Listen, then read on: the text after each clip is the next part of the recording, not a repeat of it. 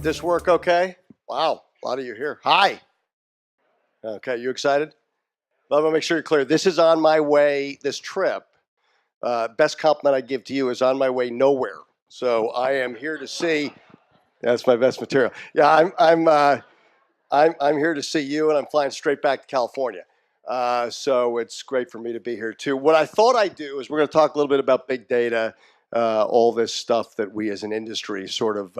And I'd start it this way. I've been part of this industry, as Terry described, for way too long, and we tend to invent words every few years that will solve all your problems.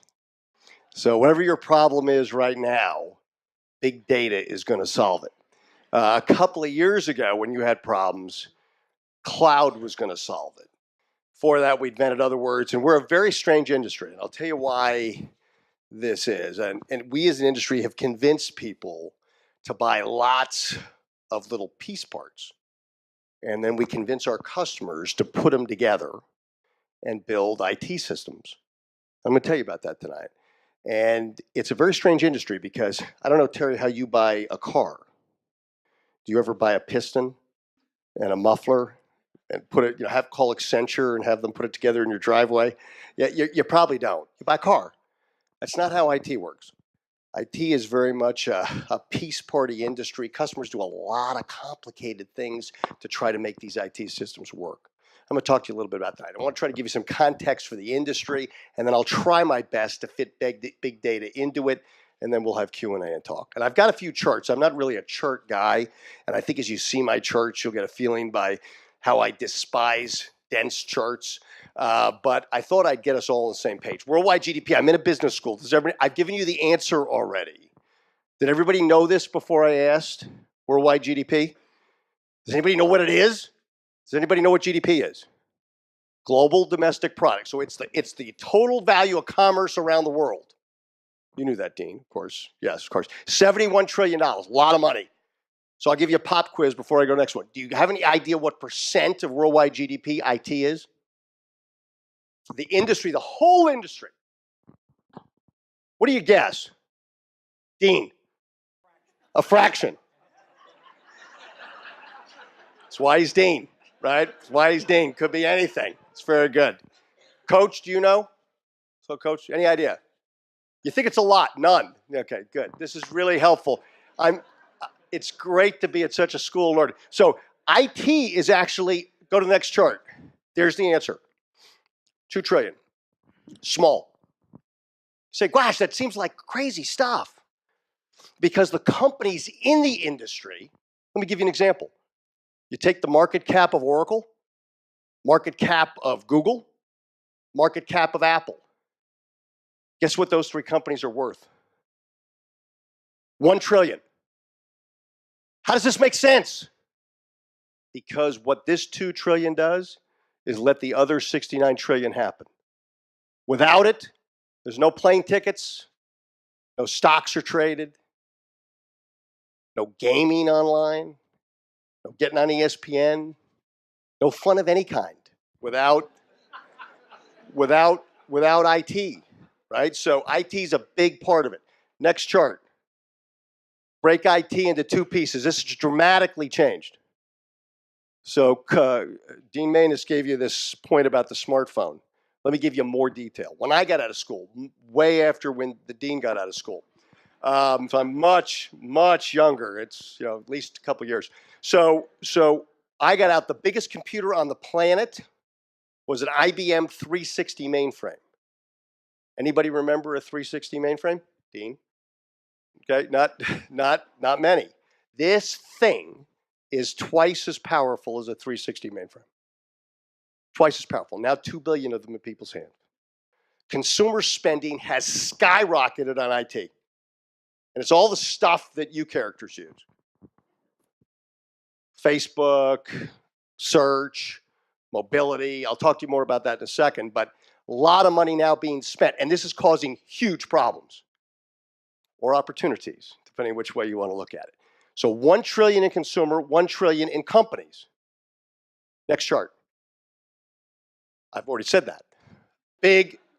Sorry, I got ahead of the chart. So I got too excited. Big increase in spend in consumer IT. Next chart. Big problem in company IT. Companies spend 82% of their money putting stuff together, keeping the stuff they got working. Now, quick math. Anybody do 18% of 1 trillion? Dean? I won't do that. Judith, our CMO is here, the Chief Marketing Officer of Oracle. Not math officer. This is not a very friendly crowd. So 18% of 1 trillion, I'm not sure, I think I learned that even before I got in this building, is $180 billion. So you're spending $180 billion innovating to chase the trillion.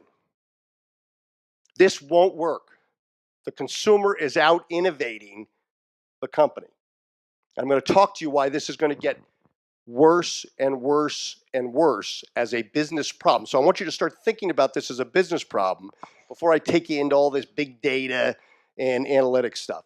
So a lot of money being spent keeping systems. So today, you're calling in and talking to companies. Just to give you one little example, my daughter's here, but my youngest daughter, who is not going to school here, when she was a little girl, was driving with me to the airport. May even been coming to pick you up. And I couldn't figure out what gate it was. And I'm used to calling to the call center. And I'm talking to that, thing where it says, San Francisco. And, they say San Diego, and I'm like, no, San Francisco. So I'm going through this whole process, and my daughter, who's sitting next to me, she can't be 10 at the time. She goes, "What are you doing?" And I said, "I'm trying to find out what gate that Kelly's coming at." She goes, "Why don't these guys just have Google?" I go, "No, it's very complicated. They've got a res system, and then they've got a flight tracking system, and these are a lot of legacy applications." And she's like, "What's a legacy application?" So you get down this whole path, and it's unexplainable to people how complicated this is. So you've got very old systems trying to chase this opportunity. Next chart. This I don't know that you can read because I've gone from a really big chart to a lot of data at one time. So let me try to take you through this because this is important to get the context of what's happening around the planet. And these aren't all tech problems. These are sort of secular problems or opportunities or just realities that are affecting us. One is this thing, this whole thing of people now moving around globally. There are 9 billion devices hooked to the internet today. Everybody heard of this internet thing? So this internet thing's become really popular. It's got a lot of data, and these 9 billion devices are almost driven by all of us. PC, iPad, telephone. This thing is about to explode to 50 billion devices. And if you ask me how I know that, I don't. But I'm sure I'm close. And what you're going to have now is a whole set of things hooked to the internet that are not driven by a human. Examples. I'm going to show you examples in a second, but they could be farmers who are worried about their hydration systems, want to deal with them from an automated perspective, appliances, healthcare devices, all now with the ability to have intelligence that'll report back lots of data. 9 billion devices going to 50, kicking out data that will come out in an automated fashion, non-human driven, which is going to mean lots of data, a lot of repetitive data that's going to come off the internet. Point one. Point two, big data explosion. I'm going to talk to you more about that in a second. Think that this year there'll be almost as much data created as in the history of the planet. That's the growth in data. By the way, not all this is good. Not all this is good. We now have lots of data. By the way, not all of this data is valuable. I'm going to talk to you about this in a second. In fact, a high percentage of this data is absolutely worthless. But you now have the opportunity and cost-effective way to look at a lot of it and get through it. I'll talk to you about that in a second, but a lot of data. I've talked about the rise in mobility. There's now 87% of the world that's got a mobile capability of one type or another. Almost 100% penetration. Now, you have some people that have 2 phones, but you're to the point now where there's roughly a device now for everybody on the planet. This huge rise in mobility. Lots of data globally in non-human devices or non-humans connected to the internet, people moving around globally. Now, get to the bottom of the chart. Have you heard of this? You're probably all involved in this social thing. This is an amazing thing. When I was in this building, some guy who's a professor, sorry, I've got a little bit of a cold, professor taught me this thing that 95% customer satisfaction was perfect. Has anybody heard that? Let me tell you the thesis around this. It's thoughtful thesis that you will have customers and there will always be lunatic customers. You will never have all good customers. There's some customers who are just plain ornery, some that are just angry, some that just have problems in their personal life, and you'll just never have all perfect customers. Once you get to 95%, trying to get to 96%, 97% is uneconomic. So once you get to 95%, you'll overinvest to get them happier, okay? Made perfect sense to me. Now let me tell you, back in my day, when I got bad service, and I didn't think I was a lunatic customer, I'd call in and I'd yell at my supplier, or I'd use whatever style I thought would get me, something better. And, what did I get back? Coupon. You might get something better, Dean, but I'd get a coupon, I'd get a cookie, I'd get something that would try to placate me, right? This is all changing because I had no power. I had no power other than what I could threaten. I could write a nasty letter. I could tell people I had friends. Right? But now, before I even call you, I might tweet it. Now, before I call, I might put it on Facebook. Now, before I call, I might make a YouTube video. The power has now shifted from me, the seller, to the buyer. I'm going to tell you this from a company perspective. This is a problem. This is a problem because now lunatics have a chance to run my life. And I don't laugh about this because it's a big deal. If you want to run a business, let's pretend like you're Oracle. Pretend you got my job. We have how many customers doing business with us this year? 400,000 people will do business with us this year. 400,000 companies. Let's use my rule. 20,000, 5%. Let's pretend I was in the consumer business. You want 20,000 people tweeting? You want 20,000 people on Facebook? You want 20,000 YouTube videos? I think not. Because people will perceive it's not 5%. People will perceive it's 90%. And the power shifts now because of these social tools. Big change with the massive amounts of data. So you're going to find companies not like us, but more in the consumer environment that are now highly threatened by the fact that a bad product launch, a bad product, has a chance to reflect on my brand before I can actually change the trajectory of the bad news. So social is a huge impact on everything that we all do, B2C, business to consumer, or business to business. Next problem, sophisticated consumers.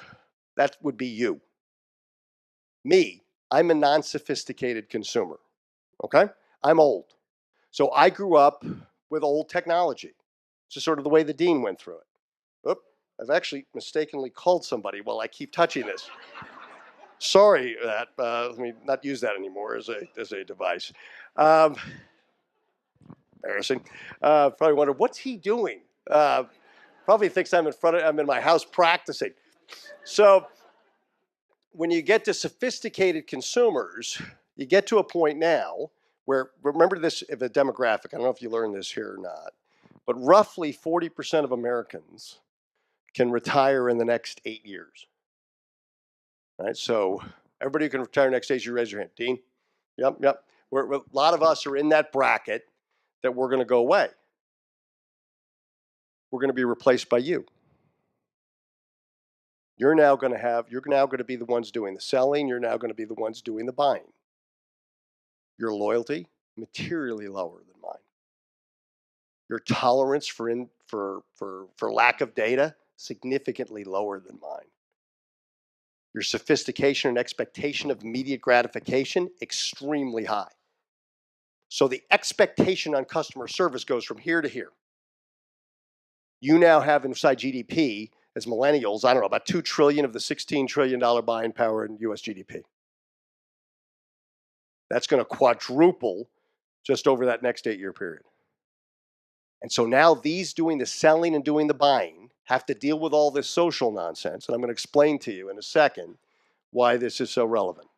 So I'm just trying to, again, present the backdrop to you. Now, the companies that many of you here want to go to work for, average application. So let's think of this now at applications. These are the applications that run companies, customer applications, general ledgers, etc. They, on average, are 20 years old. 20 years old.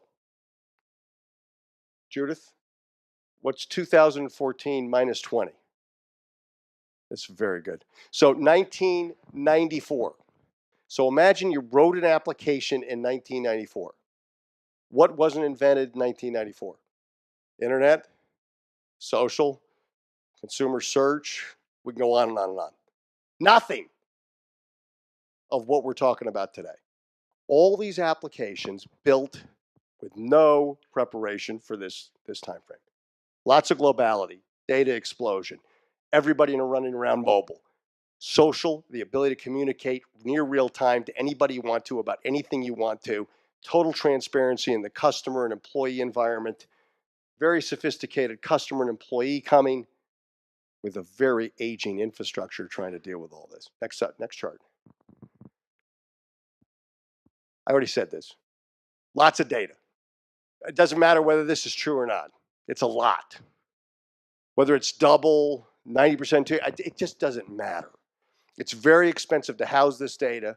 There's a lot of it coming, and it's going to dramatically affect how companies and all of us deal with this. Next chart. Yeah, I don't know if this is right. This sources from one of the biggest research company in IT. And whether it's 50x, I just want you to get some context for the implications. Just to give you an idea, does anybody know, everybody's heard the term terabyte of data?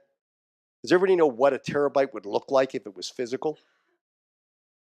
You would take a filing cabinet in Washington, D.C., and you would line it up from D.C. to LA. That's a terabyte. That's a terabyte. Do you know how much storage JP Morgan Chase has? Over 300 petabytes. That's the problem we're starting to deal with. The collection of these unfathomable amounts of data that have to now be dealt with, that are very, very difficult to get through. And I'm going to talk to you about the implication of now turning that into something meaningful. A lot of data. Next chart. You can use these stats as your own. I collect these from disparate sources, but this is the amount of social data that's now generated every minute. 204 emails a minute. I don't know who's sending all these, right? But there are a lot of them. Of course, I send some of them. 571 new websites generated every minute. I mean, who's working on all this stuff? Right? But it's also telling you now how global the world is becoming, because most of us think about this as a U.S. phenomena. This is a global phenomena going on in near real time. 2 million search queries a minute. I just only give this to you just so you have context for the size of what is this worldwide infrastructure now all trying to deal with these problems we described. Next chart. Let's talk real life use of this data. So now all I've tried to tell you so far is size of the data, size of the problem, change in the demographic, change in secular trends. Does everybody understand? First of all, all I've tried to do so far is tell you this is hard. It's hard. I don't know if I've accomplished my task, but it's hard. And so anybody who starts telling you again, let me tell you, your problem will all be solved by big data. They're lying to you. Okay, anybody says your problem's gonna be solved by cloud, they're lying to you. This stuff is hard. This is really hard stuff, really old infrastructure, very quickly changing consumer who's very sophisticated. You gotta deal with a lot of issues here. First, let me give you some real examples. First chart. Let me give you a change in how people are now starting to use data. Company right down in Houston, National Oil Well. They now put sensors. Any idea how many sensors go on an oil well now? 10,000 sensors on an oil well, hooked to almost every moving part of that rig, with an objective to send back to Houston how the rig's performing. And almost all that data is worthless because it comes to a network operations center to say, drill bit fine. But now it's economic enough that if you were to find that drill bit at the bottom of the Gulf of Mexico before it broke and saved $20 billion and saved the Gulf, is it worth collecting and analyzing the data? These are the kind of issues you're going to see. Next chart. Chicago, NATO summit. This is what, last time we had the NATO summit a year ago, roughly a year and a half ago. Chicago Police Department. These are all, yeah, and by the way, I'm shamelessly advertising for Oracle customers, so just so you know this. Chicago City Police Department, great customer of ours. What do these guys do? They got a problem. Last thing you want in your city is to have all these guys, starting with your president, who's in Chicago, and something bad happens. So the whole issue is to protect the summit. Nobody wants something to happen on their watch. What do these guys do? They start listening, not just to their police force deployment, but to all social media. What do they find? They find in advance on Twitter where people are massing to go find Obama. And it's not good. But they find out in advance where they're going to be, redeploy from an operational system where the force is going to be, and get there before the crowd. And they disperse the crowd. You could never have done this even 3 or 4 years ago. But because you were listening and getting what would be called big data, you get the opportunity to now to redeploy resources in advance of a problem and stop the problem.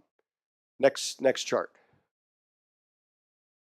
This is one of my favorites. This is my personal issue. This is, I'm in Abu Dhabi. Anybody been to Abu Dhabi? Do you like it? Yeah, it's pretty nice, isn't it? Well, I ever say I'm in Abu Dhabi, who would go there? It's a great place. And they buy a lot of stuff. Anyway, I'm there. I'm in Abu Dhabi and I'm going to Australia. And my wife is going to meet me in Australia. I have one problem. I'm out of shirts. I tell my wife, very thoughtful of me, please bring shirts to Australia.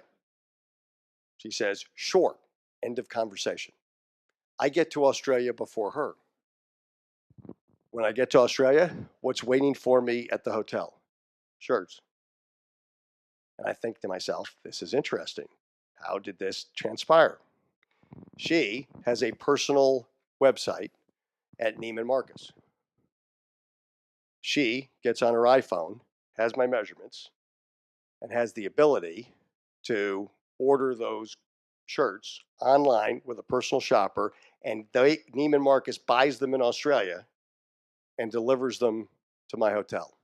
I'm telling you that story a year and a half after it occurred, and I'm loyal forever. I have no idea what she paid. And to be very blunt with you, I don't care because they saved me. She got ahead of, they put her in a position to absolutely thrill me because they took advantage of granular data and they were able to do 3 things. They were able to connect to her. They were able to dialogue with her. They understood her problem. They solved her problem and they transacted with her all in the same session, all using what would be defined as big data. All right, next chart. I'm going to have 2 more charts and I'm done talking. I think I've really said this. I'm part of this thing, the PC generation. 10 years ago, I thought I was, I was pretty cool because I do PC and, knew how to do emails and all that stuff. That's changing. I'm now on the old side of this. This Netscape generation is really the people that, report to me are more and more part of that browser generation. And frankly, all of you that are about to hit that workforce, these millennial groups, as they're sometimes referred to, are what's going to be the new workforce. Next chart. I think this is my last chart. I would tell you that this whole thing, I think you should be great on this big data and analytics, but I want to put it in business context for you. As you go into the next 10 years, this is going to be all about people. If you're running a business, my best advice to you is it's all about people, their customers and their employees. And what the reality of what's going to hit you is now, which never had to hit me, and it's a word called transparency. When I had a company, running a company, you didn't know everything about it. Most of what you found out as a potential recruit to our company came from me. I told you about Oracle. You listened, and maybe you had a friend who was going to work at Oracle. We have some very young Oracle employees here. And maybe you knew somebody. Now there's no chance for me to hide any of the warts of the company. They're all on Facebook. They're all on Twitter. It's easy to find out. It's transparent 24 hours a day, 7 days a week. Now, the really good news is so is everybody else's warts. The same thing's true with a customer. If you have a bad restaurant, I'm going to find out about it on Yelp.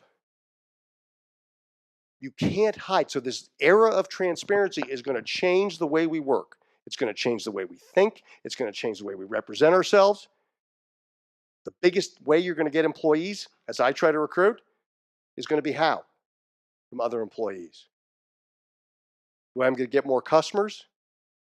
From other customers. So this whole issue about data is going to turn to the business problem of how we operationalize tremendous amounts of detail really quick so that in the end, we make better decisions faster than anybody else. So it's all going to be about who's got not the most data, but who's able to get at the data in a thoughtful way so that in real time, I only get a few chances in life to differentiate our relationship. And that when I get that opportunity, I nail it. I nail it when I'm on the phone with you. I nail it on the phone. I nail it when I'm at the ticket counter with you. I nail it wherever we are, whether you're an employee or whether you're a customer. And all of these secular changes, these are real. By the way, I think they're not going away. I don't think so. If you think social's a fad and it's going away, I hate to be the one to disappoint you. This thing's not going away. So this is going to cause a problem for all of our customers, which is they have to retool their infrastructure to get prepared for this next wave of activity.